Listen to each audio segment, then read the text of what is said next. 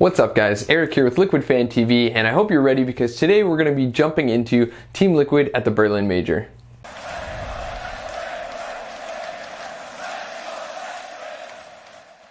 Alright, so before we talk about the tournament, I just kind of want to go over why major tournaments like this are really difficult to attach expectations to.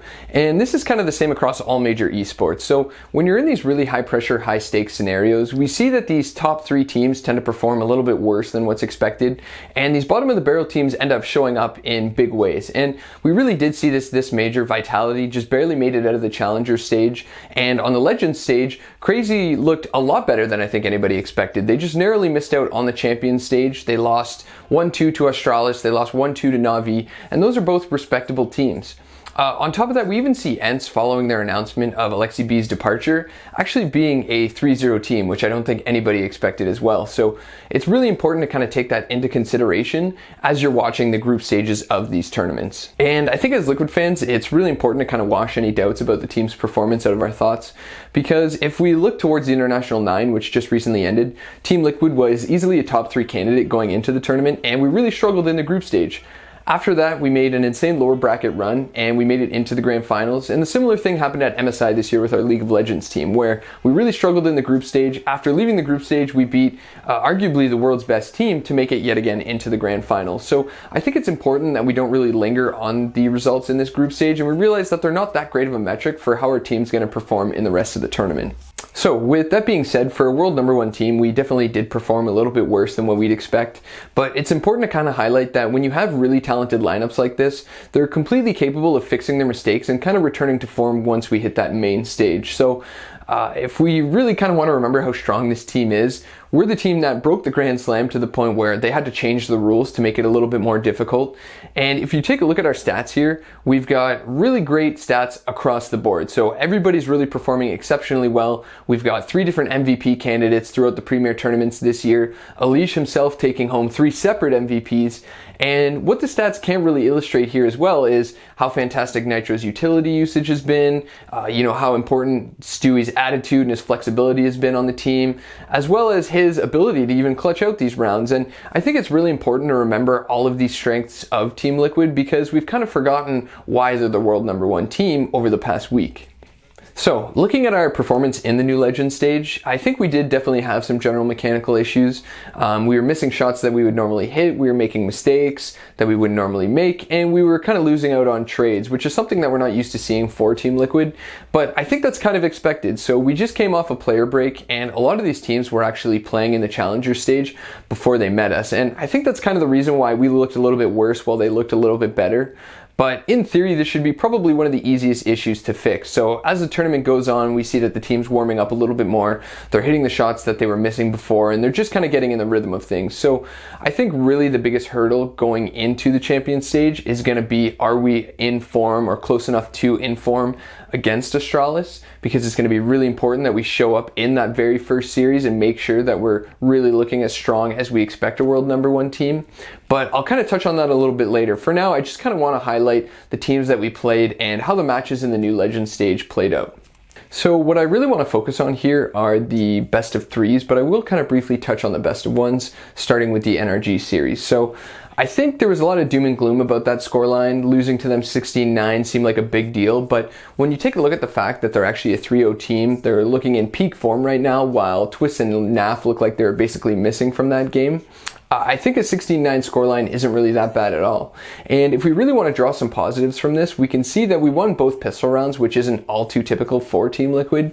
But actually on the new Legend stage, we're looking at about an 80% win rate in these pistol rounds. And that's something that if we carry that into the main stage and we kind of combine it with how strong our gun rounds are, we're going to be looking almost in better peak performance than, as we were moving into this tournament. So it'll be really interesting to see if we can keep that up. A slight negative for me here was that our eco rounds and our force buys looked relatively weak.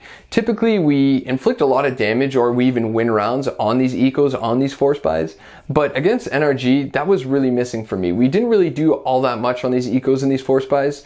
We inflicted a little bit of damage, maybe got 1 kill, 2 kills here or there, but there was never 1 or 2 rounds where we showed up and we took a round that really wasn't supposed to be ours. So that was a little bit disappointing for me, but I think overall the series wasn't half bad if you take into consideration the form of both teams going into it. I think there isn't much to touch on in the Avangar series. Overall, we just kind of looked really sloppy. We were missing shots. We were making poor calls. We were losing out on trades that we typically wouldn't.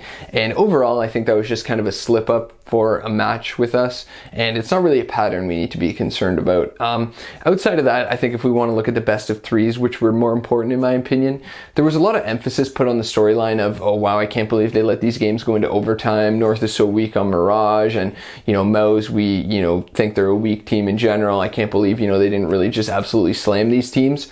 But I think what's important to really highlight here is that we took both series to 2 maps and that's it. So overall, in my opinion, North and Mouse were actually looking relatively decent, probably in better form than I think we expected. Mouse especially was looking quite good. Frozen was really showing up in rounds that he needed to. Kerrigan was even kind of showing up in rounds that you're not really used to Kerrigan showing up in. And I think overall, Liquid actually looked relatively decent. So yes, we did kind of extend these games into overtimes. Yes, we were looking sloppier than what you'd expect from the world #1 team. But overall, beating these teams in 2 maps is actually something that's kind of the sign of a really strong team. So I think there wasn't really much to worry about here. There were, some rounds where it kind of got scary. Teams were stringing together 5-6 rounds against us. And that's something that's always a little bit nerve-wracking as a fan of any team. But overall, I think Liquid fans don't really need to be too worried here. And I think this actually kind of bodes well going into the Champions stage. Most notably, I think the biggest takeaway here is that our players did start showing signs of brilliance. Nitro had a really nice 4K against North, which reinforced why he is still such a solid player. He hit basically every shot blind, or at least it felt like it. Stewie had a really great display of confidence and skill when he got relatively clean 3K, and he essentially set it up all by himself. He was flashing, he was smoking, he was just kind of charging up, and nothing could really stop him. On top of that, against Mouse, yet again, there was a really nice 2v4 on Mirage where we were able to retake the site and win it. And it was really in this best of 3 setting where you could see Liquid flexing their #1 team muscles. And they really looked like the Liquid we've been watching for the last 6 months. So moving on to the champion stage, I think our biggest hurdle is going to be Astralis, and that's not necessarily because they're one of the best teams in the champion stage, but it's mostly because that, our form is still a bit of a question mark going into that series. And I think if we can really, focus up, start hitting the shots that we've been missing, and just start being confident in our calls and in our plays, that if we can win against Astralis, the other teams will kind of be, equally as easy or perhaps even easier. And I just say that because if we exit this series against Astralis and it's a 2-0 or a 2-1 scoreline, I think our confidence will really be built up and we'll really be returned to form of that world #1 team that we've been over the last few months. And I think at that form, there's really no team that can compete against us. With that being said though, I do kind of want to highlight 3 important keys against Astralis that I think as viewers is going to be something we're going to want to keep an eye on. So the first thing I want to highlight here is going to be clutch rounds. And by this, I mean, these 1v1, 2v2 scenarios. And when you have 2 teams that are extremely talented like Liquid and Astralis, I think we're going to find ourselves in these scenarios quite often. A lot of the trades are going to go 1 for 1, 2 for 2. And then, the end of the rounds are going to be really who kind of executes in these low player scenarios.